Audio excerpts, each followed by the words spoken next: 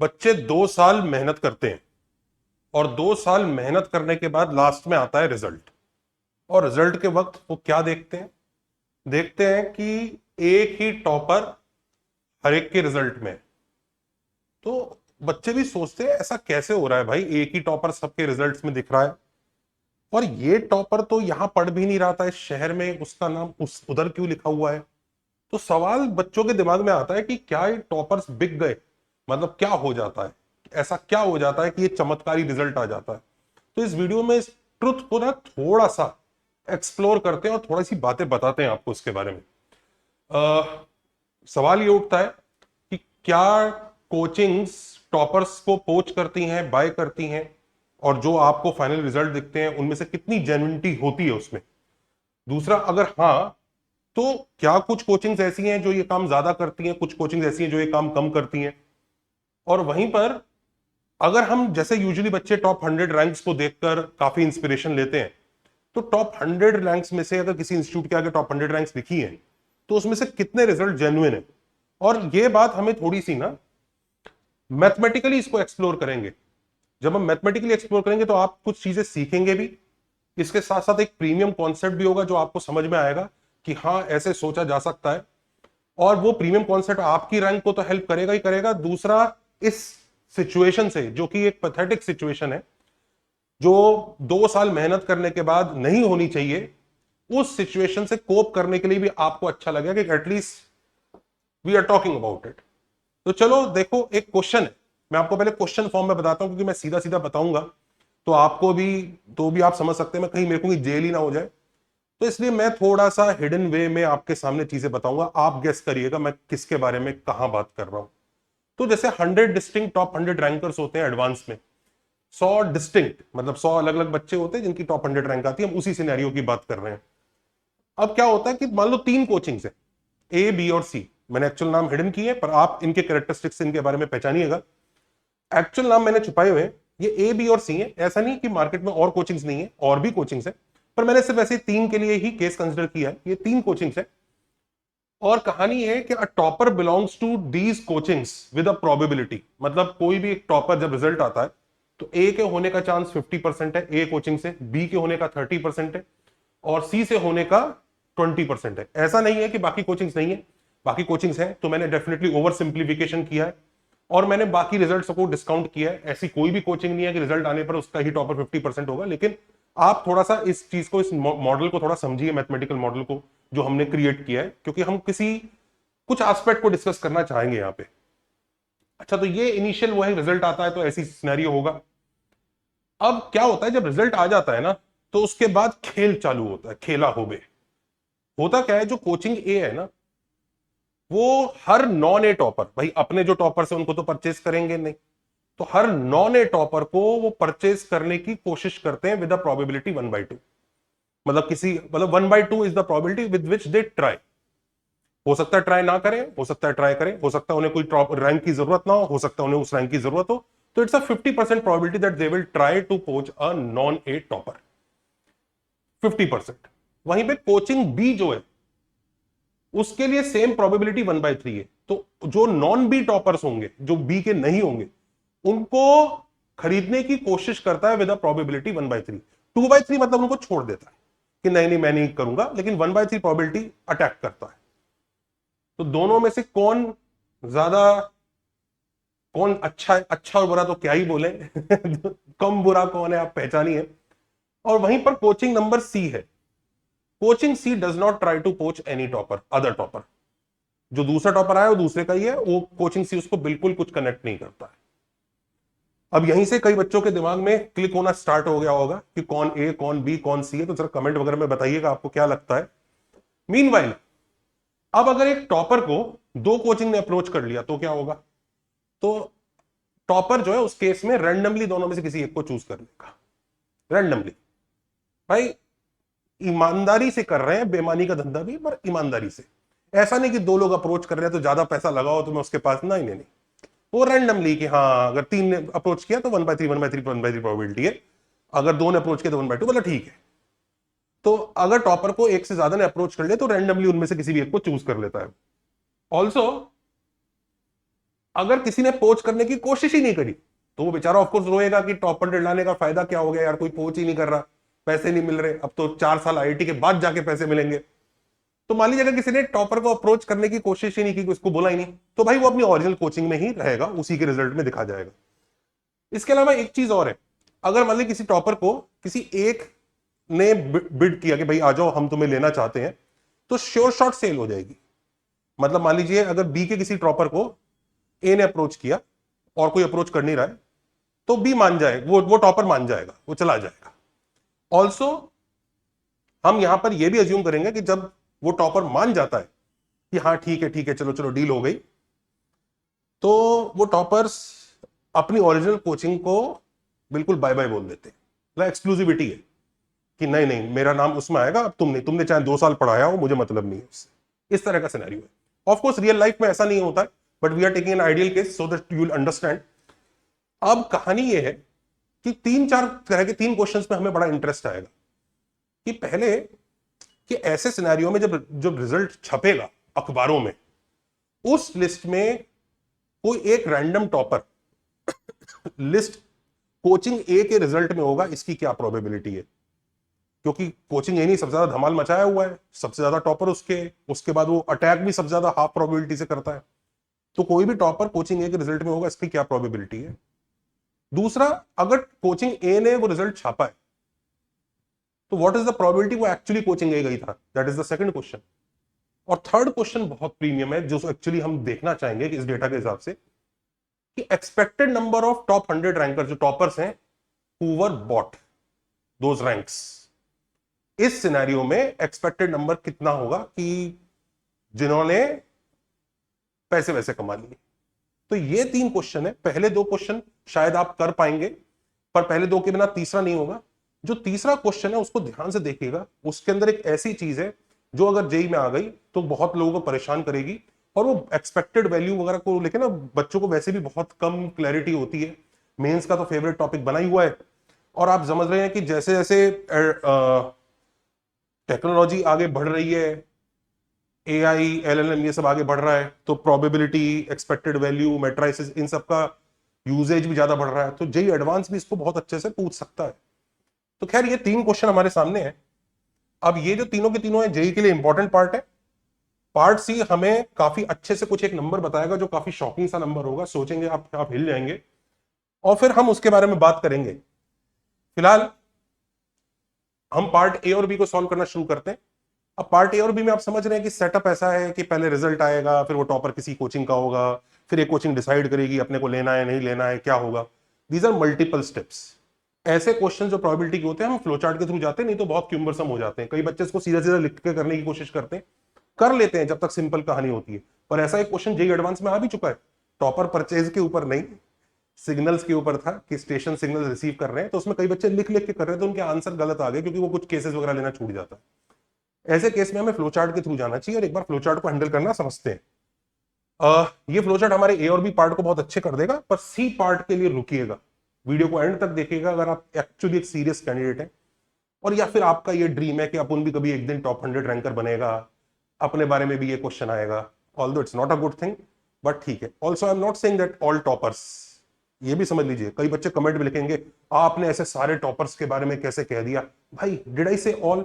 अगर ऑल की बात होती तो यह वाला क्वेश्चन ही नहीं होता। एक्सपेक्टेड नंबर वाला क्वेश्चन ही तभी बना है कि कुछ होंगे, तो ऐसे सिनेरियो में, ऐसे माहौल में कितने हैं, वही तो बात हो रही है कि कुछ। भाई मैथ्स को समझो, सीधा सीधा ट्रोलिंग मत चालू करो, सुन लो और उसके हिसाब से अपने आप बताइएगा। तो चलिए सी वाले पार्ट पर जाने से पहले ए और बी पार्ट को देखते हैं, उन दोनों पार्ट को एक साथ ही हैंडल कर लेंगे। स्टार्ट हुआ मतलब एग्जाम हुआ, एग्जाम के बाद रिजल्ट आया या मार्क्स आया, जो भी आया। अब A1, B1, C1 जो 3 इवेंट हमने बनाए हैं, वो ये है कि टॉपर एक्चुअली ए का है या एक्चुअली बी का है या एक्चुअली सी का है। These are the actual marks, actual result. उनको हम 1-1-1 से स्पेसिफाई किया। फ्लोचार्ट बनाते टाइम हर एक इवेंट को टाइम वाइज भी नंबरिंग करते रहा करो कि सबसे पहले ये काम हुआ, अब जो आगे इवेंट्स होंगे उनको मैं 2 से नंबरिंग करूंगा। इसके बाद क्या होता है, ए से का कोई जो टॉपर है उसके साथ क्या क्या हो सकता है, अब सोच के देखिए। 2 ही बातें हो सकती हैं, B2 या B2 डैश। B2 मतलब B2 ने उसको अप्रोच किया बी ने, या बी ने अप्रोच नहीं किया। क्यों? देखो ए का तो टॉपर ही है, तो ए तो अप्रोच करेगा नहीं, सी किसी को नहीं अप्रोच करता, तो बी अप्रोच करेगा या बी अप्रोच नहीं करेगा। तो B2 इज द इवेंट कि बी ने अप्रोच किया, B2 dash is the event that B ने अप्रोच नहीं किया। ध्यान रखिए बी के अप्रोच करने की प्रोबेबिलिटी दी हुई है, गारंटी नहीं है, कोई जरूरी नहीं है कि बी अप्रोच ही करे। वहीं पर B1 के हिसाब से बात करते हैं कि अगर कोई टॉपर बी में था, B1 में, तो A2 और A2 डैश होगा, क्योंकि देखो बी का तो खुद का टॉपर है, वो बी तो अप्रोच नहीं करेगा खरीदने के लिए, तो कोई करने वाला है नहीं, लेकिन ए करेगा क्योंकि ए को तो अटैक करना ही है, सी नहीं करेगा। तो या तो A2 मतलब या तो ए ने अप्रोच किया या ए ने अप्रोच नहीं किया, ये दो सिनेरियो। और ऐसी अगर सी का टॉपर है, ध्यान रखिए सी का टॉपर है, तो ए और बी, सी तो किसी को अप्रोच नहीं करता, पर ए और बी तो सबको अप्रोच करते ही हैं, कोशिश करते ही हैं विद प्रोबेबिलिटी। तो इसमें अब देखो केसेस बनेंगे कि सी के टॉपर को ए ने अप्रोच किया, ए ने अप्रोच नहीं किया, बी ने अप्रोच किया, बी ने अप्रोच नहीं किया। क्या आपको ये चारों सिनेरियो समझ में आ रहे हैं? अगर आपको समझ में आ रहे हैं तो आप गलती कर रहे हैं, गलत सिनेरियो बनाए गए। जब भी हम फ्लो चार्ट पे ऐसे इवेंट्स बनाते हैं ना, ये इवेंट आपस में ओवरलैप नहीं करने चाहिए। आप ध्यान दीजिए A2 और B2 आपस में ओवरलैप कर रहा है।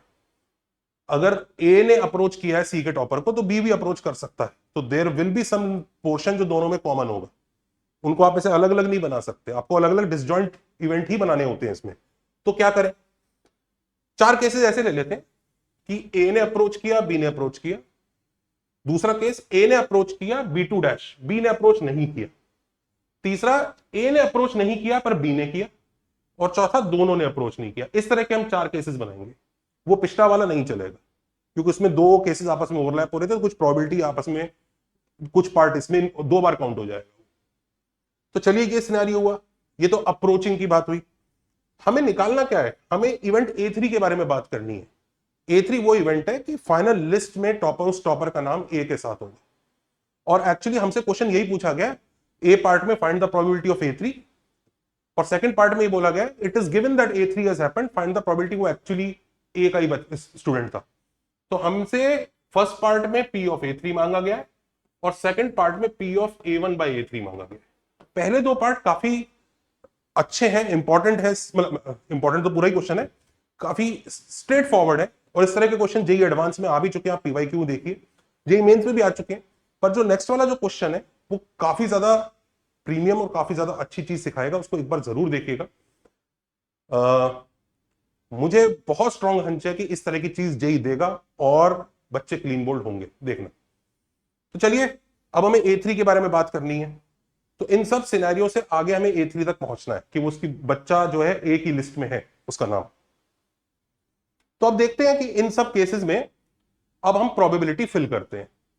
स्टार्ट से A1 पे जाने की प्रोबेबिलिटी, मतलब बच्चा एक्चुअली ए का ही था, is 0.5 which is given in the question. 0.3 B के लिए था और 0.2 सी के लिए था। ये ऑलरेडी क्वेश्चन में गिवन है कि मार्क्स आने के बाद 0.5 इसका होता है, 0.3 इसका होता है, 0.2 उसका होता है, कि बच्चा ए का है या बी का है या सी का है, ये इसने प्रोबेबिलिटी डिफाइन की थी। तो ये तो हमने सबसे पहले फिल कर दिया ना। व्हाट अबाउट दिस, कि A1 का है बच्चा, पर अब बी उसको अप्रोच कर रहा है, और बी किस प्रोबेबिलिटी से अप्रोच करता है, 1/3। तो तुरंत हम ये भी फिल कर सकते हैं, ये 1/3 होगा, और क्योंकि ये 1/3 होगा तो बी ने अप्रोच नहीं किया, उसकी प्रोबेबिलिटी 2/3 होगी। एक बबल से निकलती हुई सारी लाइंस का एडिशन 1 होता है डायग्राम में। तो ये 1/3 है, तो ये 2/3 है। अब ये बी का स्टूडेंट है, ए ने अप्रोच किया, उसकी प्रोबेबिलिटी हाफ है, याद रखिए ए सबसे स्ट्रांगली अप्रोच करता है, और ए ने अप्रोच नहीं किया तो उसकी प्रोबेबिलिटी वापस हाफ हो जाएगी, क्योंकि दोनों का एडिशन 1 होना है। इसको देखिए, ए ने भी अप्रोच कर दिया, बी ने भी अप्रोच कर दिया, तो 1/2 इंटू 1/3। हम इंडिपेंडेंट मान रहे हैं, वो ऐसे नहीं सोचते कि उसने अप्रोच किया तो हम नहीं अप्रोच करेंगे, वो बस अपने, वो कर्म पर विश्वास रखते हैं। कर्म करो, खरीदो, कर्म करो, जो होगा अच्छे से देखा जाएगा। ये ऐसी है सिनेरियो, ये ऐसी दुनिया है। तो चलिए, ये A2 और B2 है, दोनों ने अप्रोच किया है, तो 1/6 हो जाएगा, क्योंकि 1/3 इंटू 1/2 हो जाएगा, क्योंकि हमने दोनों को इंडिपेंडेंट इवेंट्स की तरह ट्रीट किया। फिर A2 into B2 dash, A2 हो रहा है मतलब ए ने अप्रोच किया है तो हाफ, और B2 डैश मतलब बी ने नहीं किया है, into 2/3। A2 dash into B2 half into 1/3, और दोनों ने नहीं किया तो उसका भी हाफ और उसका भी 2/3, ये आ जाएगा। यहां पे इन सबको थोड़ा सिंप्लीफाई करके मल्टीप्लाई कर लेंगे तो ये आ जाएगा। अब लास्ट वाला सिनेरियो देखिए। अब वो जो टॉपर है वो B2 ने खरीद लिया, अब ये हम मानेंगे कि अगर सिंगल उसको बिडिंग हुई है, उस टॉपर बताया था ना बिडिंग हुई है, तो मतलब अकेले ही एक बिड आई है तो उसको एक्सेप्ट कर लेता है वो, हाँ ठीक है मैं चला जाऊंगा, और अपनी कोचिंग को बाय बाय कह देता है। वो तो जब दो बिड आती है तो फिर उन दोनों में से रैंडमली चूज करता है, जब एक ही बिड आती है तो उसको एक्सेप्ट करके चला जाता है, और जब कोई बिड नहीं आती चुपचाप सैड होकर अपनी कोचिंग में चलता है उसका काम। तो ये B2 है, यानी था वो ए का टॉपर बट बी ने परचेज कर लिया, तो उसका ए की लिस्ट में आने की प्रोबेबिलिटी 0, नहीं हो पाएगा। वहीं पे इसको देखिए, ए का टॉपर था, बी ने अप्रोच ही नहीं किया, तो वो पक्का ए की लिस्ट में आएगा। उस बेचारे को कोई ऑफर नहीं मिला, क्योंकि सी तो ऑफर देता ही नहीं है, तो बेचारे को सैड फील हो रहा होगा, सोच रहा था यूरोप यूरोप घूमा था, तो ठीक है। अब इस सिनेरियो में देखिए, ये बी का टॉपर है, ए ने अप्रोच कर लिया और ए की बिड हुई तो उसने ले भी लिया उसको, और वो ए की लिस्ट में है, तो यहां से प्रोबेबिलिटी 1 होगी। बी का टॉपर है, ए ने अप्रोच ही नहीं किया, अब जब ए ने अप्रोच ही नहीं किया तो बी की लिस्ट में, वो बेचारा बी की लिस्ट में रह जाएगा, तो ए की लिस्ट में उसका नाम नहीं है। यहां मजा आएगा, सी का टॉपर है, दोनों ने अप्रोच किया, अब ये भाई साहब के मजे आ गए, दोनों अप्रोच कर रहे हैं, तो दोनों में से किसी एक को चूज कर लेंगे, तो 1/2 प्रोबेबिलिटी के साथ वो ए के पास पहुंच जाएगा। 1/2 के साथ बी के साथ भी जा सकता था, अब ए के पास चला जाएगा। इधर सी का टॉपर था, ए ने अप्रोच किया, बी ने नहीं किया, तो बस उसे ए की बिड माननी पड़ेगी, ए के पास चला गया। सी का टॉपर था, ए ने अप्रोच नहीं किया पर बी ने कर लिया, तो बी ने कर लिया तो अब बी के पास जाना ही पड़ेगा, उसको ए की बिड मिली है, खत्म। सी का टॉपर था, दोनों ने अप्रोच नहीं किया, तो सी के पास ही रह जाएगा, तो ये 0। तो ये पूरा का पूरा चार्ट बन गया, ये पूरा सिस्टम है, इसमें हर एक लाइन की एक अपनी प्रोबेबिलिटी है। हमें जो P ऑफ A3 चाहिए, P ऑफ A3 मतलब स्टार्ट पे खड़े हुए बंदे को यहां तक जाने की प्रोबेबिलिटी चाहिए, तो देयर आर वेरियस रूट्स जिनके थ्रू वो जा सकता है। फ्लो चार्ट का यही फंडा होता है, जब आप पैरेलल में जाते हैं तो वो चीजें ऐड होती हैं कि ये आंसर और ये आंसर ऐड होगा, और एक सीरीज के अंदर जो प्रोबेबिलिटीज मिलती चली जाती है वो मल्टीप्लाई होती हैं। ये फंडा होता है सिंपल फ्लो चार्ट का, जिस तरह से हम लोग सॉल्व करते हैं, ये मैंने अपने कंडीशन प्रोबेबिलिटी वाले वीडियो में एक्सप्लेन भी किया। तो अब हम लोग P ऑफ A3 निकालेंगे, तो P ऑफ A3 का आंसर क्या आएगा? सीरीज वाले, जैसे फॉर एग्जांपल ये वाला एक रूट है जिससे A3 अचीव हो रहा है, इसको देखिए, ये एक रूट है जिससे A3 अचीव हो रहा है, तो इस रूट के लिए एक ये रूट है,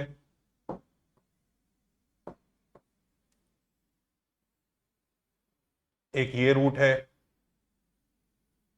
ये रूट नहीं है, यहां पे 0 आ गया, यहां 0 आ गया, एक ये रूट है, एक ये रूट है, तो ये 4 तरीके से वो A3 तक पहुंच पा रहा है। हमें चारों रूट्स के आंसर निकाल के ऐड करने, एक रूट के अंदर जो सीरीज में प्रोबेबिलिटी मिलती जाएंगी उनको मल्टीप्लाई करते जाएंगे और चारों रूट्स के आंसर को ऐड कर देंगे। तो यही काम हम करते हैं, 0.5 into 2/3 into 1 plus 0.3 into 1/2 into 1 plus 0.2 into 1/6 into 1/2 plus 0.2 into 2/6 into 1, इसको ऐड कर लो तो P ऑफ A3 मिल जाएगी।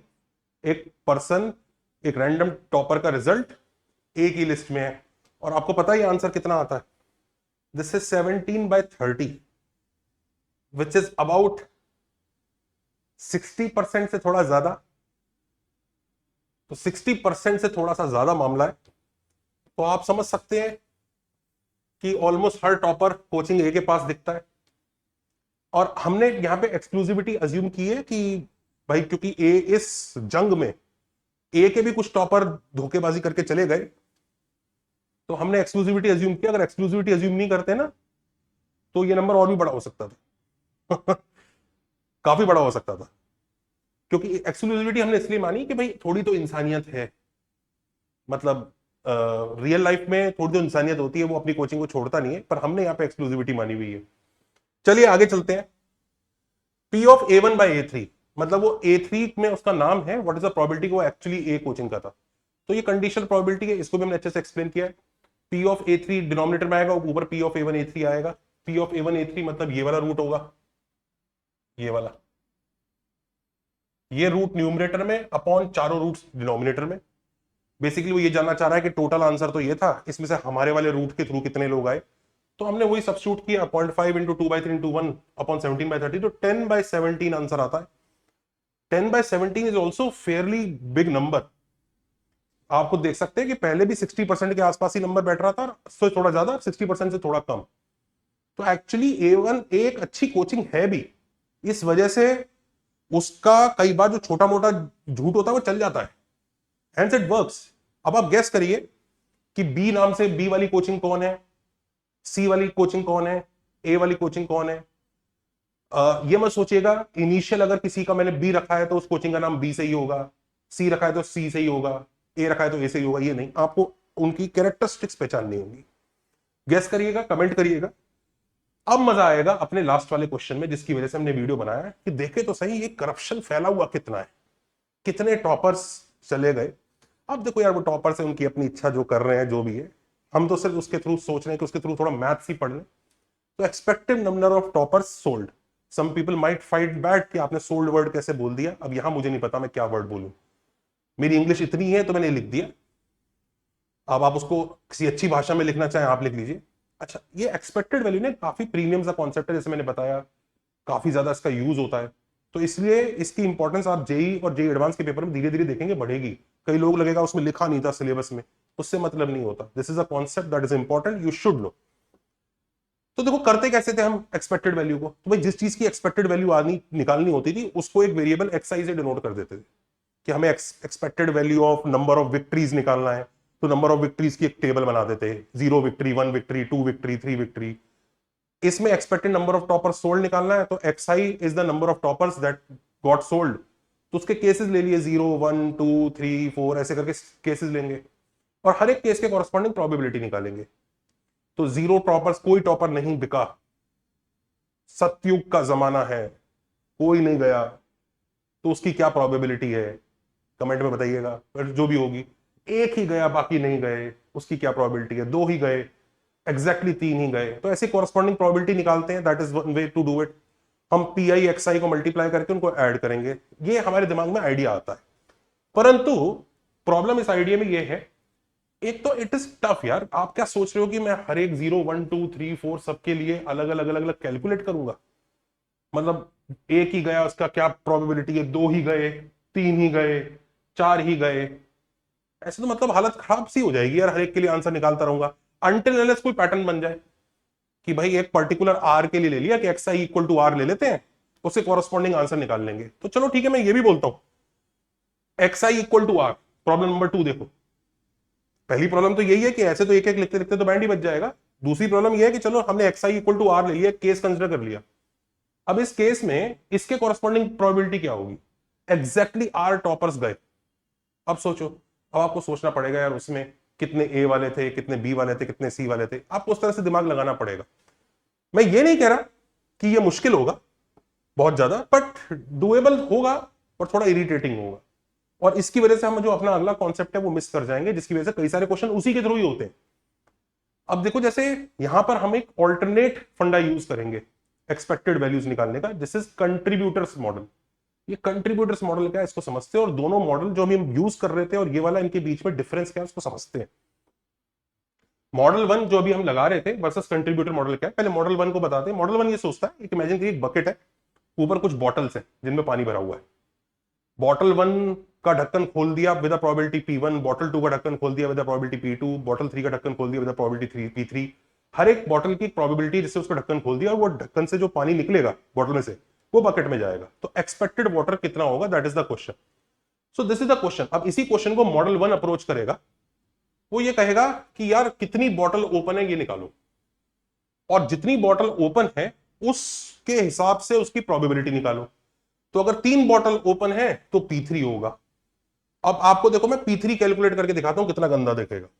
P3 ऐसा दिखेगा, कैपिटल P3 की बात हो रही है, वो वाले P3 छोटे P3 की बात नहीं हो रही। छोटा P3 मतलब तीसरी बॉटल ओपन है, कैपिटल P3 मतलब एग्जैक्टली 3 बॉटल ओपन है। तो पता है क्या कहानी होगी? मान लो पहली 3 ओपन है और बाकी सब क्लोज्ड है, 1 minus P4 into 1 minus P5 till ऐसा। पहली, दूसरी और चौथी ओपन है, बाकी क्लोज्ड है। तुम्हें समझ में आ रहा है ना? ऐसे सारे केसेस लोगे तब कैपिटल P3 निकलेगा तुम्हारा, कि कौन सी 3 ओपन है, उनके स्मॉल p मल्टीप्लाई होंगे और बाकी सब में 1 minus P, 1 minus P, 1 minus P। और ये अच्छा भी लगता, अगर सारे P1, P2, P3 सब कुछ अलग अलग होते तो अच्छा भी लगता, शायद पैटर्न वैटर्न बन जाता, जो भी होता। पर यहां तो नहीं हो रहा है, यहां तो हालत थोड़ी सी दिक्कत ही दे रही है। ये हमारा मॉडल 1 होता है। हम ऐसे P3 को कैलकुलेट करेंगे और P3 को इंटू 3 करेंगे, क्योंकि 3 बॉटल खुली है, क्योंकि हमें समेशन PI XI करना है। XI is the number of bottles open. तो 3 इंटू P3, ऐसी 4 into P4, 5 into P5, 6 into P6, ऐसे करने वाले हैं। अब ट्रुथ ये है कि ये लगाते लगाते बैंड बच जाएगी, टफ टू हैंडल। P3 नहीं रुला दिया, सोचो P4 और रुलाएगा, 4 इंटू P4, 5 इंटू P5, और मे बी हो सकता है आगे जाके वो कोलैप्स कर जाए, इजी हो जाए, but do you realize it might start creating problem. वहीं पर अगर हम कंट्रीब्यूटर मॉडल की तरफ जाए, वो क्या इमेजिन करता है? वो कहता है कि यार इस बॉटल को ओपन होने की प्रोबेबिलिटी P1, इसकी P2, इसकी P3, इसकी P4 ये है, तो मैं देखता हूं उस बकेट में पहली बॉटल कितना कंट्रीब्यूट कर रही है। अब इसको ऐसे समझो, पहली बॉटल के ओपन होने की प्रोबेबिलिटी लेट से 50% थी, तो हम ये कहेंगे हमारे सिनेरियो में वो पहली बॉटल जो है 1 बॉटल कंट्रीब्यूट नहीं करती, वो आधी बॉटल ही कंट्रीब्यूट करती है। समझ रहे हो? जो उसकी प्रोबेबिलिटी में 1/2 है ना, वो हमने उसकी वॉल्यूम को दे दिया कि तेरा कंट्रीब्यूशन हाफ ही रहता है। तो हम ये देख रहे हैं कि हर एक बॉटल कितना पानी कंट्रीब्यूट करेगी, उसका कंट्रीब्यूशन देख रहे हैं। तो पहली वाली P1 करेगी, अगर हाँ, दूसरी वाली P2 करेगी।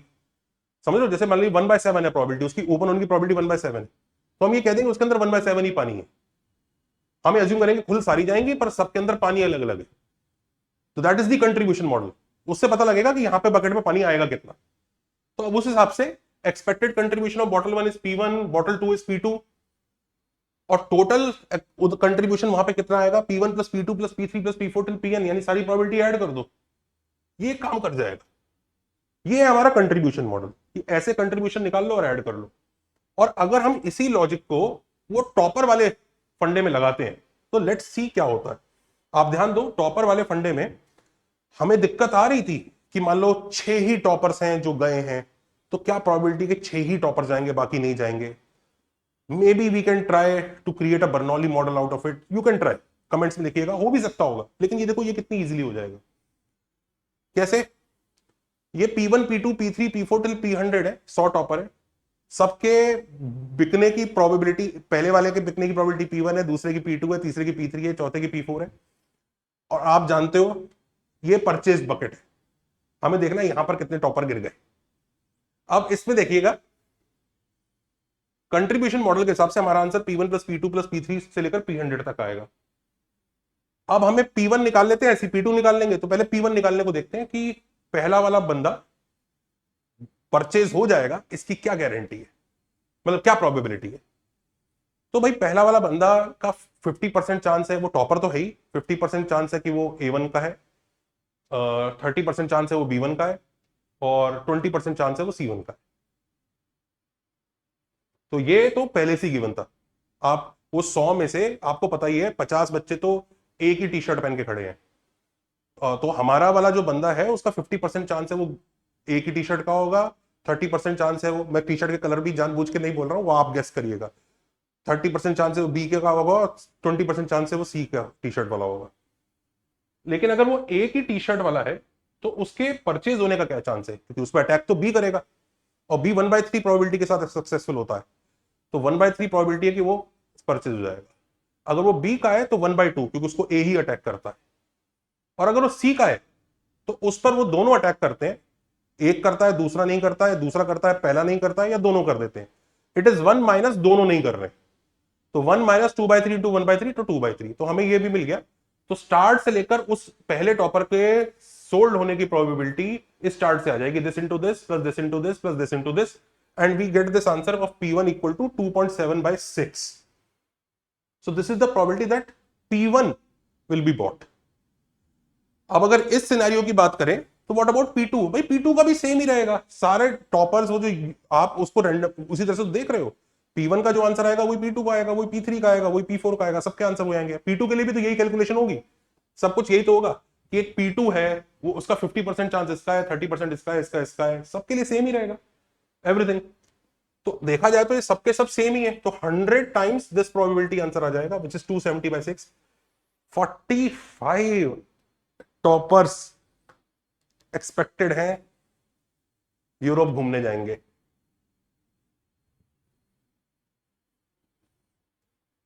कलयुग पीक पे चल रहा है भाई, बता रहा हूं।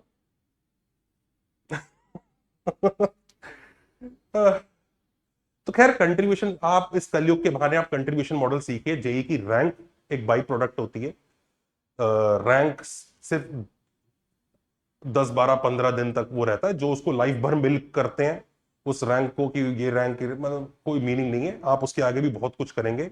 मैंने अपने कई स्टूडेंट्स मेरे देखे जो टॉप 10 रैंकर हैं, उनसे ज्यादा बेटर वो बच्चे कर रहे हैं जिनकी जेई में शायद रैंक भी नहीं आई, और उसमें कई सारे बच्चे ऐसे बेटर करेंगे जेई में रैंक बहुत अच्छी नहीं आई, बहुत पीछे रैंक आई, लेकिन वो और भी अच्छा कर रहे हैं। तो इट डजंट मैटर, रैंक सिर्फ शुरू शुरू का खेल होता है। रैंक के लिए फोकस करिए, मेहनत करिए, आ जाए बेस्ट ऑफ लक। टॉपर्स मेहनत करते हैं तभी वो रैंक आ रही है, हम उनकी मेहनत को निगेट नहीं कर सकते। एंड ये क्वेश्चन और ये जो सिनेरियो एक सरकाजम में जरूर बनाया गया है, but this is not taking away the hard work that even those coachings have put. अगर किसी कोचिंग ने 20% टॉपर प्रोड्यूस करे तो सोचो कितनी मेहनत भी चल रही होगी, ऐसी बात भी है भाई, सोचो। बट नॉनदलेस ये काफी, हमने इसके थ्रू क्या सीख लिया, अपना कंट्रीब्यूशन मॉडल सीख लिया। वो काफी इंट्यूटिव है और काफी सारे क्वेश्चन सिर्फ उसी से सॉल्व होंगे। जैसे ये वाला क्वेश्चन देखो, ये हमारे एकेडजा की टेस्ट सीरीज में भी था और मैंने अपने एपेक्स बैच में भी कराया था बच्चों को। बड़ा ही प्यारा क्वेश्चन है कि जोसेफ भाई साहब है, वो 1 2 3 4 5 6 का एक यूनिफॉर्मली मतलब 1 2 3 4 5 6 को रैंडमली लिख दिया और उसका एक परमुटेशन उठा लेते हैं, मतलब 6 2 3 4 5 1 या 1 2 4 3 6 जो भी है, एक रैंडम परमुटेशन उठा लेते हैं और फिर क्या करते हैं, लेफ्ट टू राइट देखते हैं। अब अगर कोई भी ऐसा नंबर दिखता है इस परमुटेशन में तो उसको वो डिलीट कर देते हैं जो लेफ्ट टू राइट में चलते चलते हाईएस्ट नहीं है। फॉर एग्जाम्पल अगर उन्होंने ये परमुटेशन उठाया होता 3 2 4 5 1 6, तो लेफ्ट से चले तो 3 तो अभी तो हाईएस्ट है, 2 हाईएस्ट नहीं है तो 2 पर वो हटा देंगे, वो 4 हाईएस्ट है, 5 हाईएस्ट है, 1 हाईएस्ट नहीं है, हटा देंगे। तो लेफ्ट टू राइट चलते चलते जो हाईएस्ट नहीं है उसको वो हटा देते हैं, तो 3 4 5 6 ही बचेगा। अब सवाल ये उठता है कि अब वो अपने परमुटेशन के साथ ऐसा कर रहे हैं तो एक्सपेक्टेड नंबर ऑफ डिजिट्स कितनी बचेंगी उसका आंसर निकालना, बाकी तो कुछ नहीं है, m/n है, m+n निकालो, वो तो इंटीजर टाइप क्वेश्चन बनाना था इसके लिए दिया है, पर कितने नंबर्स बचेंगे उसकी एक्सपेक्टेशन पूछ रहा है। अब ये आप समझ पा रहे हैं, हमें एक्सपेक्टेड वैल्यू निकालना है। एक्सपेक्टेड वैल्यू आती है तो सबसे पहले इंसान के दिमाग में मॉडल 1 ही आता है कि पहले मैं सोच लेता हूं भाई xi कितने बच रहे हैं, 1 नंबर बच रहा है या 2 नंबर बच रहा है या 3। देखो 0 तो नहीं बचेगा, ऐसा नहीं हो सकता कि एक भी नंबर ना बचे। क्यों नहीं बचे भाई, 6 सबसे बड़ा नंबर है, कुछ भी लिख लो वो तो जिंदा बचेगा ही बचेगा। तो यू कांट से कि 0 से शुरुआत करो xi की। तो xi इज आइदर 1 और 2 और 3 और 4 और 5 और 6, मतलब एक नंबर बच गया। वो एक नंबर जो बच गया जरूरी नहीं वो 1 हो या, मतलब हमें नहीं पता कौन सा है, पर एग्जैक्टली एक नंबर बच गया, एग्जैक्टली 2 नंबर बच गए, एग्जैक्टली 3 नंबर बच गए जो उन्होंने जब ये सब काटा पीटी करी उसके बाद, exactly 4 number, exactly 5 number, exactly 6 number. उसके कॉरस्पॉन्डिंग प्रोबेबिलिटी निकाली जाएगी मॉडल 1 में, उनसे मल्टीप्लाई किया जाएगा, समेशन PI हमारा आंसर होगा।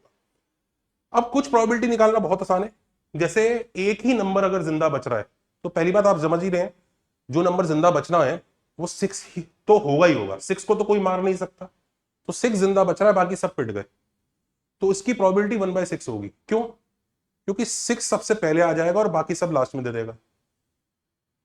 तो 6 is at the first place, तो नीचे डिनोमिनेटर में 6 फैक्टोरियल, टोटल वेज 6 फैक्टोरियल होते, लेकिन 6 ने फेवरेबल में 6 ने फर्स्ट प्लेस ऑक्यूपाई कर लिया और बाकी सबको मार दिया, तो बाकी सबको मार दिया तो 5 फैक्टोरियल आ जाएगा, तो आपका आंसर 1/6 आ जाता है। तो ये तो इजी था, इसको तो मॉडल 1 से करना चाहिए। ऐसे ही 6 के 6 अगर जिंदा बच जाए, सोचो 1 भी जिंदा बचना है तो 1 सबसे पहले आना चाहिए, क्योंकि 1 तो कहीं और चला गया तो मर जाएगा। 2 भी जिंदा बचना चाहिए, अब देखो 2 अगर 3 के बाद आ गया तो मर जाएगा, तो 2 तो एक ही ऑर्डर बचता है, तो out of 6 factorial there is 1। तो यहां तक तो बड़ा प्रॉमिसिंग लग रहा है कि ये दोनों तो कितने आसान है, इजीली हो गए, पर आप ना घर पे ट्राई करके देखना कि 2 नंबर बचाने हैं तो कौन से 2 केसेस बन जाएंगे। उसका आंसर आपने निकाल भी लिया ना, तो 3 नंबर बचाने हैं, उसका आप देखोगे आपको इरिटेटिंग लगना शुरू हो जाएगा। 4 वाला टफ होगा, 5 वाला भी टफ होगा, कर सकते होंगे, पर आपको यह दुखी करेगा कि अगर 3 नंबर बचाने हैं तो क्या प्रोबेबिलिटी होगी। उसमें आपको सोचना पड़ेगा कि कौन से 3, सोचिए वो कौन से 3 ही आपको सोचना पड़ेगा पहले, और हर एक केस के लिए अलग आंसर निकालना पड़ेगा प्रोबेबिलिटी का। वो मैटर कर रहा है कि कौन से 3 है, क्योंकि शायद हो सकता है 4 5 6 को बचाना बहुत आसान होगा और 1 2 और 6 को बचाना मुश्किल होता होगा। अब इसी को हम कंट्रीब्यूशन वाले मॉडल से करके देखते हैं। कंट्रीब्यूशन ये तो रुला देगा, कंट्रीब्यूशन वाला मॉडल कहेगा भाई 6 डिजिट है, 1 2 3 4 5 6, ये 6 बोतलों की तरह है, 1 के बचने की प्रोबेबिलिटी P1, 2 के बचने की प्रोबेबिलिटी P2, 3 के बचने की प्रोबेबिलिटी P3, इसकी P4, इसकी P5 और इसकी P6। तो ये बकेट है जहां पे जिंदा डिजिट्स बची हैं। तो कंट्रीब्यूशन क्या है 1 का? 1 का कंट्रीब्यूशन P1, 2 का P2, 3 का P3। इस बार सारे इक्वल नहीं होंगे जैसे पिछली बार हो गए थे टॉपर्स वाले में, इसमें अलग अलग होंगे। तो हमें सबकी प्रोबेबिलिटी निकालनी होगी, उनको ऐड करना होगा, तो एक्चुअली हमारा आंसर ये आ जाएगा। बस अब ये प्रोबेबिलिटी निकालनी है। तो क्या ये प्रोबेबिलिटी निकालना आसान है? ध्यान दीजिए, यहां पे P3 का मतलब ये है कि थर्ड डिजिट 3 जिंदा बच रहा है। वहां ये वाला जो यूज हो रहा था ना 3 के सामने वाला, वो ये था कि एग्जैक्टली 3 जिंदा बचने थे। वो 3 कौन से हैं वो पता नहीं था, इस वजह से वहां से निकालना मुश्किल हो रहा है। इसमें हमें पता है कि 3 एज अ डिजिट जिंदा बच रहा है, उसकी प्रोबेबिलिटी है। बाकी जिंदा बच रहे हैं नहीं बच रहे हैं हमें नहीं पता, बस 3 जिंदा बच रहा है, दैट इज द थिंग। अब इसका आंसर निकालें कैसे? तो देखो P6 का आंसर तो 1 ही होगा, कि 6 पक्का जिंदा बच रहा है। वो तो जिंदा बचेगा ही बचेगा, जिंदा को उसको तो कोई छेड़ नहीं सकता। P5 will be half. Y? P5 को 5 को कौन मार सकता है? 6 मार सकता है।